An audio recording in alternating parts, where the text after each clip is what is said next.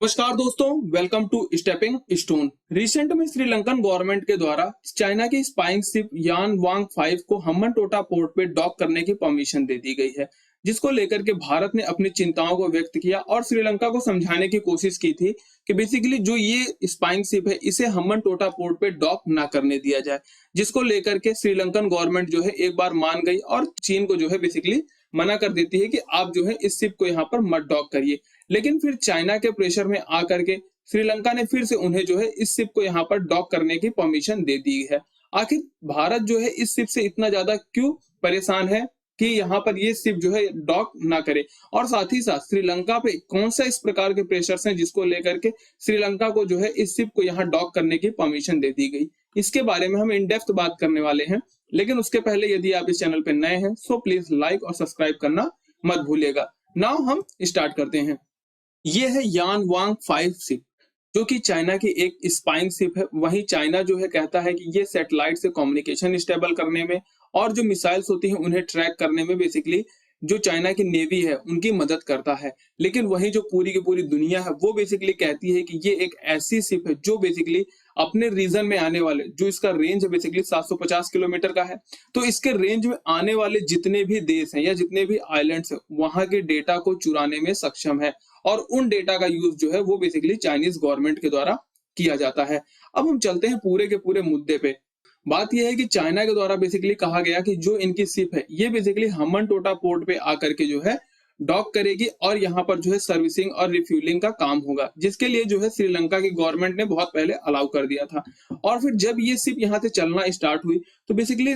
India को ये बात जानकारी में आई और फिर इंडिया ने जो है अपने प्रेशर्स को श्रीलंका पे अप्लाई किया कि बेसिकली ये जो शिप है यहाँ पर ना आए, इससे जो है इंडिया को काफी ज्यादा नुकसान है। तो यहाँ पर तो इस समय काफी ज्यादा फाइनेंशियल क्राइसिस चल रही है, तो जो प्रीवियस गवर्नमेंट थी उसने बेसिकली चीन को अलाउ किया था और जो नई गवर्नमेंट है उसने भारत की बात को समझा और बेसिकली चाइना को जो है मना कर दिया कि आपकी जो ये शिप है अब यहाँ से आप जो है यहाँ हम्बनटोटा पोर्ट पे जो है डॉक मत करिएगा। फिर जो है चाइना के द्वारा जब ये जाना गया कि भारत के प्रेशर में आकर के श्रीलंका ने जो है हमें मना कर दिया है, तो चाइना जो है पूरी तरीके से बौखला गया। चाइना की जो जनता है वो बेसिकली श्रीलंका का बायकॉट करने लगी। यहाँ की जो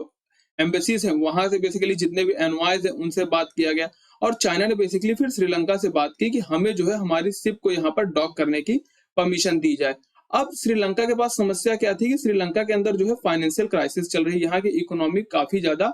बुरे दिनों हालातों से गुजर रही है। इसके लिए जो है ये बेसिकली आईएमएफ से जो है बेल आउट पैकेज की बात करते हैं कि हमें जो है कुछ पैसे दे दिए जाए जिससे हम अपनी इकोनॉमी को ठीक कर सकें। लेकिन आईएमएफ जब किसी देश को पैसा देता है तो उसके पहले बहुत सारे टर्म एंड कंडीशंस उस पर अप्लाई करता है कि आपको इस प्रकार से काम करना है, आप जो पैसे दिए जा रहे हैं वो इस सेक्टर में खर्च करने हैं। तो आईएमएफ का भी एक जेन्युइन कंसर्न था कि मैं अगर श्रीलंका को पैसे देता हूं तो श्रीलंका कहीं उन पैसों का यूज जो चाइना के द्वारा दिए गए लोन है उनके इंटरेस्ट को चुकाने में ना कर दिया जाए। तो श्रीलंका को बेसिकली आईएमएफ ने कहा कि आप पहले चाइना से नेगोशिएट कर लीजिए और आप दोनों के अंदर जब नेगोशिएशन हो जाए उसके बाद जो है हम आपको बेल आउट पैकेज दे सकते हैं। तो अब यहाँ पर श्रीलंका की मजबूरी पड़ गई कि वो चाइना से नेगोशिएट करे और चाइना ने भी बेसिकली मौका देख करके श्रीलंका से नेगोशिएशन का ऑफर रखा कि हम जो है आपस में अपने लोन का नेगोशिएशन कर लेते हैं, आपको थोड़ी बहुत रियायत मिल जाएगी, लेकिन जो हमारी शिप है ये बेसिकली जो है आपके हम्बनटोटा पोर्ट पे डॉक करनी चाहिए। तो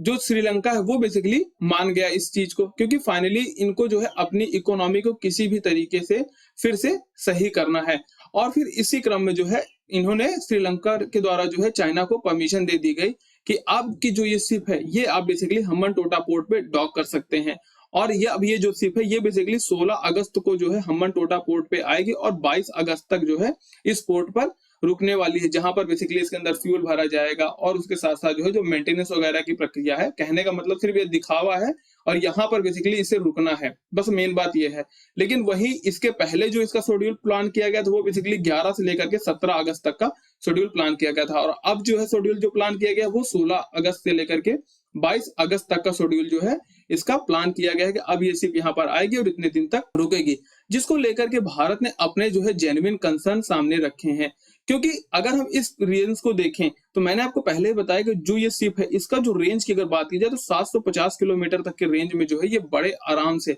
अपने कम्युनिकेशन को स्टेबल कर सकती है और वहां के डेटा को चुराने में सक्षम है। अगर हम देखें तो ये हमारा केरला हो गया, तमिलनाडु हो गया, आंध्र प्रदेश हो गया, तो ये हमारे यहाँ पर जितने भी मेजर पोर्ट्स हैं वहां के डेटा को चुरा सकता है। साथ ही साथ जो हमारे डिफेंस वाले यहाँ पर डिपार्टमेंट्स वहां के डेटा को चुरा सकता है। तो इन सब चीजों को लेकर के इंडिया ने अपने सारे के सारे कंसर्न्स दिखाए और श्रीलंका से बात करने की कोशिश की थी कि बेसिकली जो ये शिप है यहाँ पर डॉक ना करने पाए। लेकिन उसके बाद भी जो है श्रीलंका ने बेसिकली इस शिप को यहाँ पर आने दिया और इंडिया ने बेसिकली इस शिप को लेकर के अपनी जितनी भी चिंताएं थी उसको सामने व्यक्त किया। देखो, अगर हम इस शिप को थोड़ा जानने की अगर कोशिश करें तो ये बेसिकली जो शिप है वो थर्ड जनरेशन की एक ट्रैकिंग शिप है जो कि इनकी यान वांग सीरीज की शिप है, ठीक है ना, जिसे 2007 में बेसिकली इनकी नेवी में इंडक्ट किया गया था। अगर हम इसके डिस्प्लेसमेंट वेट की बात करें तो बेसिकली 25,000 टन का जो है इनका डिस्प्लेसमेंट है, जो कि एक काफी बड़ी जहाज के आप रूप में देख सकते हैं। अब वैसे भी अगर इसमें देखें तो इसमें हैवी हैवी एंटीनास लगे हैं,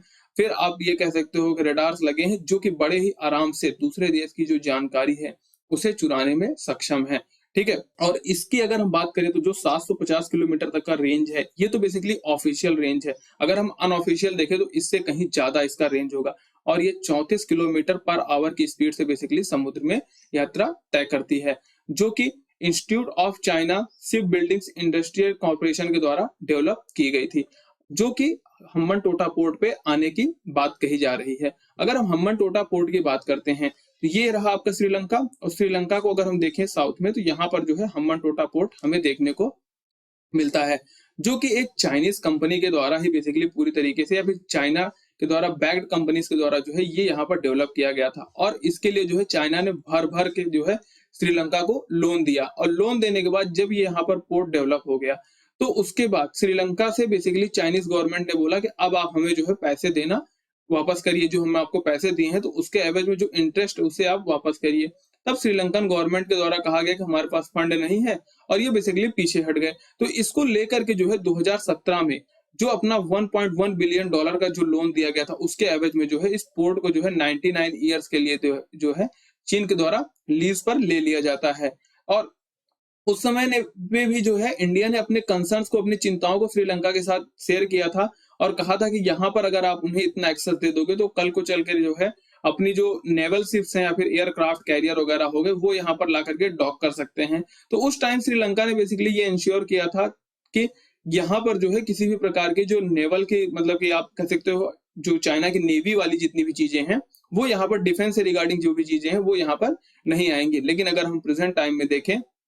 तो जो चाइना की नेवल स्पाइंग शिप है वो बेसिकली यहाँ पर डॉक करने वाली है। यहाँ का हम्बन टोटा पोर्ट तो इन्होंने लिया ही था, उसके साथ साथ जो है 15,000 एकड़ की जो लैंड थी वो भी इस पोर्ट के आसपास की जो लैंड थी वो चाइनीज गवर्नमेंट के द्वारा एक्वायर कर ली गई थी। अगर हम बात करें प्रेजेंट टाइम में तो देखो श्रीलंका के यहाँ नो डाउट फाइनेंशियल क्राइसिस काफी ज्यादा चल रही है। अब इंडिया ने इतनी ज्यादा इनको मदद की, लाइन ऑफ क्रेडिट दिया, सॉफ्ट लोन दिया, पेट्रोल पंप यहाँ पर खुलवाए, आपको देख लो क्रूड ऑयल में काफी इनको ज्यादा रियायतें दी, लेकिन उसके बाद भी इंडिया के द्वारा इतनी मदद की गई उसके बाद भी श्रीलंका जो है चाइना के इन्फ्लुएंस में या कह सकते हो चाइना के प्रेशर में आकर के चाइना को बातों को मान लेता है। तो मैं आपसे जरूर जानना चाहूंगा कि क्या इंडिया को अपनी जियो पॉलिटिक्स में या कूटनीति में परिवर्तन लाना चाहिए जिसकी वजह से जो चाइना का इस प्रकार का इन्फ्लुएंस भारत के आसपास वाले देशों पे है उसे काउंटर किया जा सके कि नहीं, इसे आप कमेंट सेक्शन में जरूर बताइएगा। धन्यवाद।